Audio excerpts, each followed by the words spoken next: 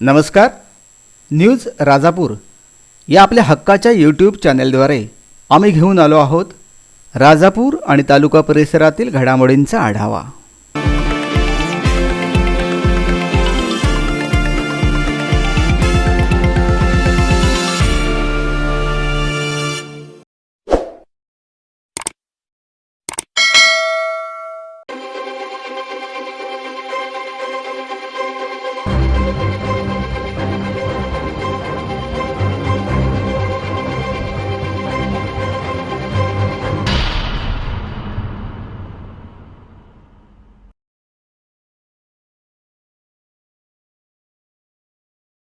Rajapur urban cooperative bank अनेक पुरस्कारांची मानकरी असलेली सर्वसामान्यांच्या जिव्हाळ्याची व आपुलकीची बँक. आपल्या बँकेच्या काही विशेष सुविधा जसे की core banking, ATM, RTGS, NEFT, tap banking इत्यादी. अर्थातच आधुनिक तंत्रज्ञानाने परिपूर्ण असलेली आपल्या हक्काची बँक. शतक महोत्सवी वर्षानिमित्त आम्ही आपल्यासाठी घेऊन आलो आहोत शतक महोत्सवी ठेव व शतक महोत्सवी दाम दुप्पट ठेव. निव्वळ 1% प्रति महिना व्याजदरावर उपलब्ध आहे 2 लाखांपर्यंतचे सोने तारण कर्ज, तसेच 10 लाखांपर्यंतच्या कर्जासाठी सोने तारण मुदत कर्ज. महिन्याला निव्वळ 0.88% व्याजदरावर गृह कर्ज उपलब्ध करून घरपण जपणारी बँक. ज्येष्ठ नागरिकांसाठी घरपोच सुविधा देण्यासोबतच आम्ही घेऊन आलो आहोत पुनर्गुंतवणूक ठेव योजना. राजापूर अर्बन कोऑपरेटिव्ह बँक आपल्याला देते आपल्या सर्व आधुनिक व्यवहारांच्या सुरक्षिततेची संपूर्ण हमी. कॅश क्रेडिट, वाहन तारण, गृहलक्ष्मी यासारख्या अनेक कर्ज सुविधा देणारी आपली बँक. तर आजच आपल्या जवळच्या शाखेला भेट द्या व आमच्या ह्या परिवारात सामील व्हा. सर्व ग्राहकांना व सभासदांना शतक महोत्सवी वर्षाच्या हार्दिक शुभेच्छा. या बँकेने गेल्या 100 वर्षात अनेकांचे संसार फुलवले, अनेकांना उद्योग व्यवसायात उभे केले, अनेकांच्या आर्थिक अडचणीत भक्कमपणे साथ देत पाठीराख्याची भूमिका बजावली. ते आपल्या हक्काच्या अर्बन बँकेने यंदा हा म्हणता 100व्या वर्षात पदार्पण केले आहे. तुमची आमची कष्टाची पुंजी आपण राजापूर अर्बन बँकेत विश्वासाने ठेवत आलो आहोत. प्रसंगी अडीअडचणीच्या वेळी कर्जही उचलत आलो आहोत. राजापूर अर्बन बँक आपल्या पाठीशी नेहमीच उभी राहिली आहे. वयाची 100 पूर्ण करीत असलेली बँक आज आपल्या प्रत्येकाची कौटुंबिक सदस्यच बनली आहे. शतक महोत्सवी वर्षात पदार्पण केलेल्या राजापूरच्या अर्बन बँकेची ही 99व्या वार्षिक सर्वसाधारण सभेपूर्वीची पत्रकार परिषद थेट आपल्यापर्यंत. या बँकेच्या दिनांक 14 फेब्रुवारी 2021 रोजी होऊ घातलेल्या 99व्या वार्षिक सर्वसाधारण सभेच्या अनुषंगाने आपल्या सर्वांची सन 2019-20 या आर्थिक वर्षात बँकेने केलेल्या कामकाजासंदर्भात हितगुज तसंच वार्तालाप करावा या हेतूने आपण दरवर्षी ही पत्रकार परिषद आयोजित करत असतो. त्याचप्रमाणे गेल्या आर्थिक वर्षामध्ये बँकेने जी प्रगती साधलेली आहे, बँकेने जे कामकाज केलेलं आहे ते कशा पद्धतीचं झालं आहे याबाबत आपण या ठिकाणी वापो करणार आहोत. शतक महोत्सव वर्षामध्ये ही पत्रकार परिषद, त्याच्यामध्ये तुमचं सर्वांचं स्वागत. 99 वर्षाचा अहवाल 31 मार्च 2020चा आत्मिक वर्ष, ही सगळं माहिती आपल्याला लेखी दिलेली आहे. तसंच आपल्याकडे अहवालही आहे. ती माहिती आपण हे करत असताना जानेवारीपर्यंत आकडेवारी आपल्याकडे उपलब्ध आहे. या कोविडच्या कालावधीमध्ये, कोविडचं काळ आहे असताना, कोरोनाचं संकट असतानाही बँकेने आपलं आर्थिक स्थैर्य टिकून ठेवलेलं आहे. त्याबाबत मी थोडासा आढावा घेत आहे. 31 मार्च 2020 ही सभासद संख्या आपली 23,621 होती. जानेवारी अखेर ही 24,384 एवढी झालेली आहे. त्यानंतर वसूल भाग भांडवल ते 6,54,00,000 पर्यंत 31 जानेवारीपर्यंत गेलेलं आहे. आणि इतर निधी 13,65,00,000वरनं 14,13,00,000 इतके झालेले. ठेवी आपल्या 31 मार्च 2020 जे 244 कोटी होत्या, त्याच्यामध्ये 38 कोटीची भर हे करून 31 जानेवारी 21 पर्यंत 282 कोटी 68 लाख एवढे झालेले आहेत. आणि कर्ज वाटप 150 कोटी आपण 31 मार्चला केलं होतं, ते आता 176 कोटी म्हणजे 26 कोटीने आपण वाढवलेलं आहे. गुंतवणूक 55 कोटीवरनं 119 कोटी 82 लाखापर्यंत गेलेली आहे. CD रेशो जो 60 ते 70% मध्ये राखणं गरजेचं आहे, तो आपण 62.31% एवढा राखलेला आहे. थकबाकी 1.54% आपली मार्चला आहे. जानेवारी अखेर सुद्धा त्यामध्ये जास्त आपण वाढ न होऊ देता 1.66 इतकी ठेवलेली आहे जानेवारी. मार्चमध्ये ती 1.54च्याही खाली येईल. आणि ढोबळ NPA, कारण कोरोनाचं संकट होतं, सगळे उद्योगधंदे बंद होते, त्यामुळे NPA वाढेल का काय अशी सगळ्या बँकांच्या मध्ये भीती होती. तो 1.46% हा आपला मार्च 2020ला होता, तो आता 1.76% म्हणजे 5 पॉईंटने फक्त वाढलेला आहे. जानेवारी महिना आहे म्हणून, परंतु मार्च पर्यंत हा NPA आपला नेहमीप्रमाणे 1.5% खाली राहील. नेट NPA मात्र आपण गेली 10 वर्षाप्रमाणे जानेवारीमध्ये 0% आपण राखण्यात यश मिळवलेलं आहे. हे सगळं हे करत असताना आपण प्रायोरिटी सेक्टर जे अग्रक्रम आहे, दुर्बल घटक आहे, यांना जवळजवळ 68% हे प्रायोरिटी सेक्टरसाठी कर्ज वाटप केलेले आहे आपण.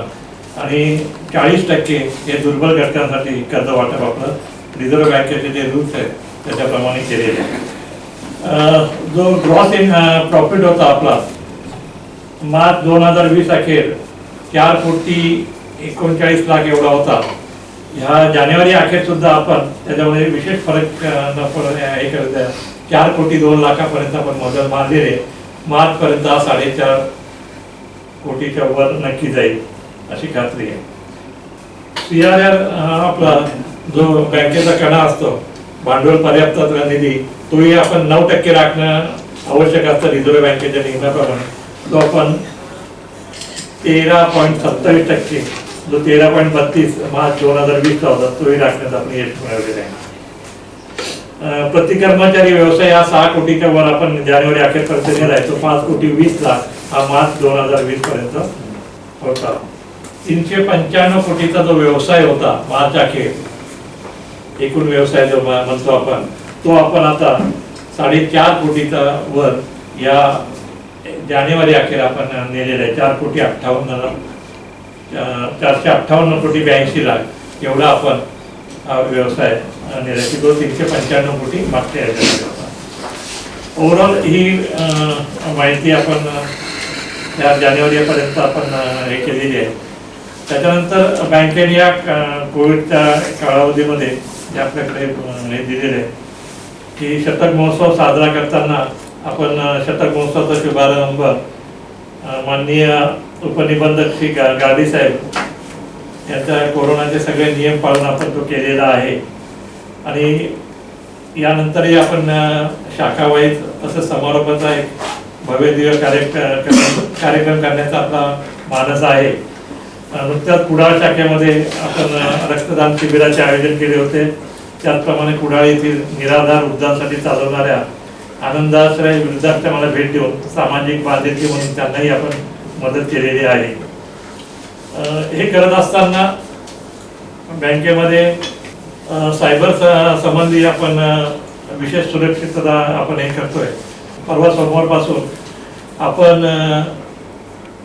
क्लाउडवर गेलेलो आहोत. आपलं जे डेटा सेंटर आहे ते ESDS ही जी कंपनी आहे, मुंबई, नाशिक आणि US बेस्ड जी कंपनी आहे, या कंपनीशी आपण करार करून आपला जो डाटा आहे हा तिकडे आहे. आणि त्याच्यामध्ये 7 लेअर आपण याच्यामध्ये एका सर्व्हर आपण त्याच्यासाठी पाहिजे केलेले आहे.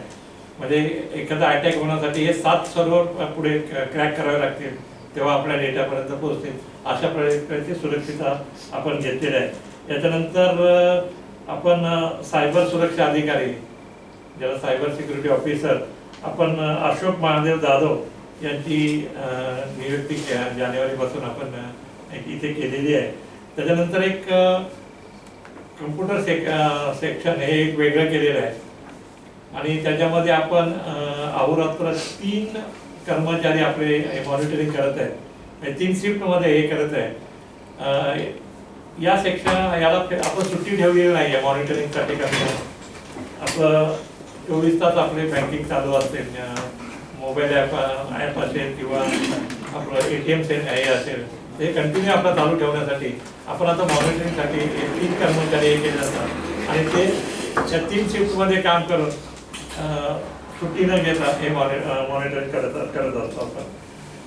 त्याच्यानंतर याच डेटा सेंटरचं आपण ल्युमिनियर्स म्हणून जी कंपनी आहे, ऑडिट कंपनी आहे, तिच्याकडनं आपण आपला डेटा परत ऑडिट करून घेतलेला आहे की ज्याने ही सिक्युरिटी आहे ती आपण 100% नाही म्हणत, पण फार मोठ्या प्रमाणात आपण त्याच्यामध्ये सिक्युरिटीमध्ये वाढ करण्याचा आपण प्रयत्न केलेला आहे.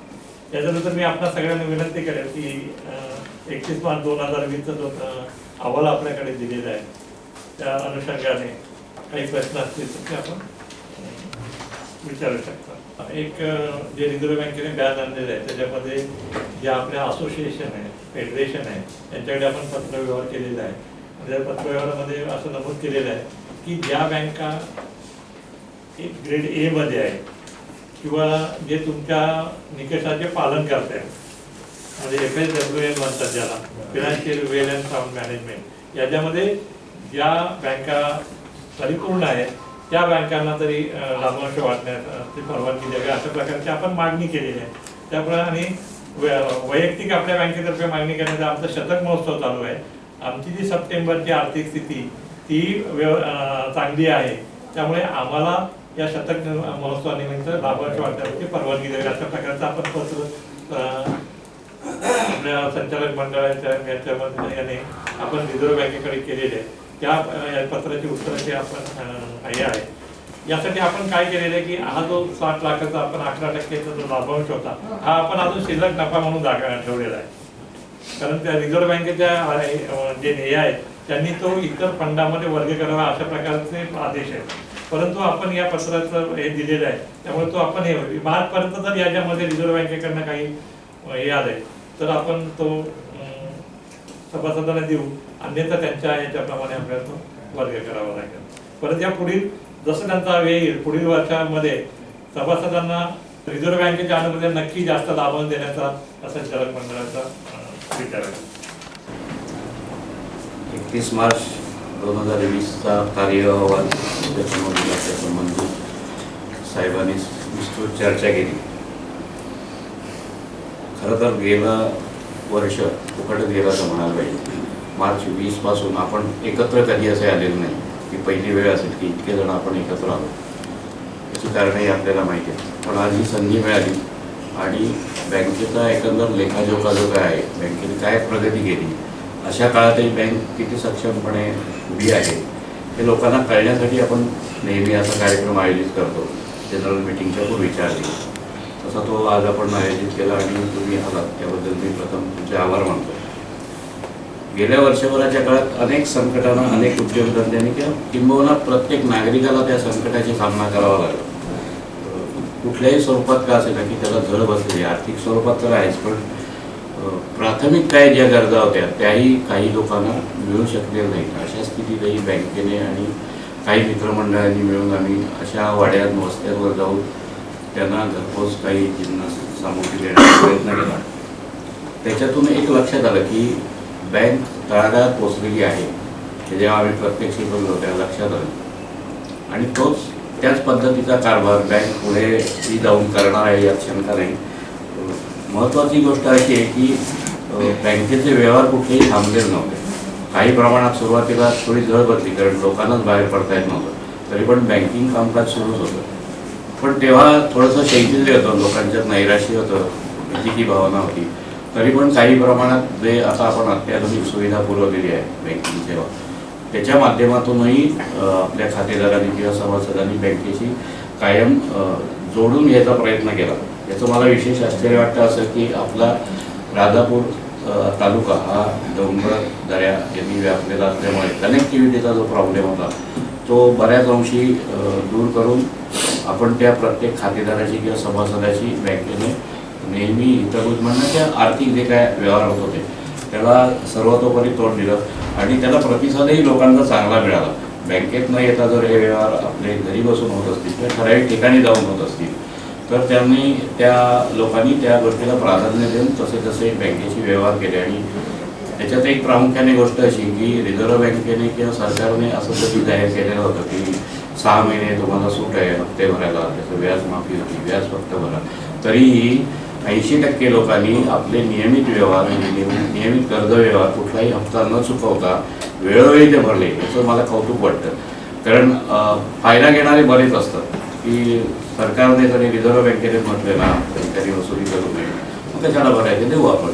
पण त्या लोकांना जी खरोखर तळागाळातली लोक आहेत ज्यांना काही हजारातही रक्कम मिळू शकत नाही महिन्यासाठी त्यांना हा हप्ता एकंदर जड गेला असता एकंदर 6 महिन्यानंतर भरण्याकरता. पण त्यांना हे पटवून देण्यात की तुमच्या दृष्टीने योग्य काय आहे तर तुम्ही नियमित हप्ता भरला तर तो एकदम बोजा तुम्हाला पडेल, तो पडणार नाही आणि जसं सुरळीत चालू होतं तसंच करा.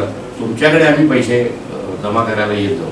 म्हणजे हे दमदाटीने नव्हे, तुम्हाला पैसे भरायचे असेल तर आमचा माणूस येईल, तुम्ही इथे रिस्क करून प्राधान्यात येण्याची काही गरज नाही. अशा पद्धतीने बँकेने कारभार करून आपल्या वसुलीचा जो मापदंड जो ठरवलेला होता तो साध्य केला असं मला वाटतं. आणि त्याचंच फळ आज आपण जानेवारी अखेरही बघतोय की आपला नेट NPA सुद्धा 0% आहे, ग्रॉस NPA 168 आहे.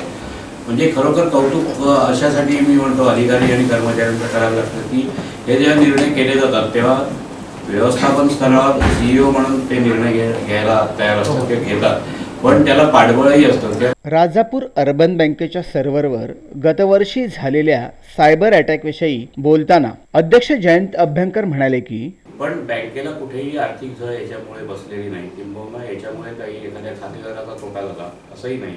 बँकेमार्फत ती परस्पर रक्कम गेल्यामुळे तो बँकेच्या एकंदर कामकाजातला किंवा आर्थिक स्थितीतला थोडासा कमीपणा असेल, पण त्यासंबंधी आम्ही जागरूक आहोत. त्या दिवसापासूनही म्हणजे साहेबांनी इमिजिएट त्या सगळे कार्यवाही करून वसुलीसाठी जे प्रयत्न केले ते बिनतोड होते असं मी म्हणेन. कारण शेवटी प्रमुखाची जबाबदारी असते ती त्यांनी विलया पेली असं मी म्हणेन. कारण इतका धक्का बसल्यानंतर हे सावरायला खूप वेळ लागतो बरोबर माणसाला, पण क्षणात निर्णय घेण्याची जी कसोटीचा काळ असतो तो त्यांनी पूर्ण क्षमतेने निभावून दिला असं मी म्हणेन. कारण या सर्व काळात चेअरमन म्हणून मी वावरत होतो आणि मला ते पटणार नाही की असं कसं झालं म्हणून मी त्यांना विचारलं. ते खूप खजीर झालेले होते की अरे चेअरमन उत्तर काय दिलं. तर मी म्हटलं की हे जाणून बुजून कोणी केलेलं नाही, ह्या अशा घटना होत असतात. किंबहुनाही राजापूर अर्बन बँक एकच नव्हे, अशा त्या 2 महिन्याच्या काळात जवळजवळ 57 बँकातनं 200 कोटींचे व्यवहार असे झाले जे पेपरला येत पण होते. पण सांगायचा मुद्दा असा की CEO सारखा माणूसही त्यांना एक अशी भीती वाटली की राजापूर अर्बन बँक ही 100 वर्षात पदार्पण केली आणि 100व्या वर्षातच असा एक टीट लागावी म्हणतो असा एक प्रसंग ओढवला.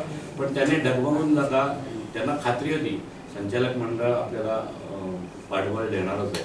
त्या विश्वासाने त्यांनी लगेच कार्यवाही करून त्या रकमा ताबडतोब वळवण्याच्या दृष्टीने प्रयत्न सुरू केले. ते काय आणखी अंतर्गत त्यातले विषय होते, केसेस दाखल करणे, पोलीस स्टेशनला जाणं, ते वेळोवेळी आमच्या सल्लागारांकडून जशी माहिती मिळत होती तसे आम्ही केले प्रयत्न.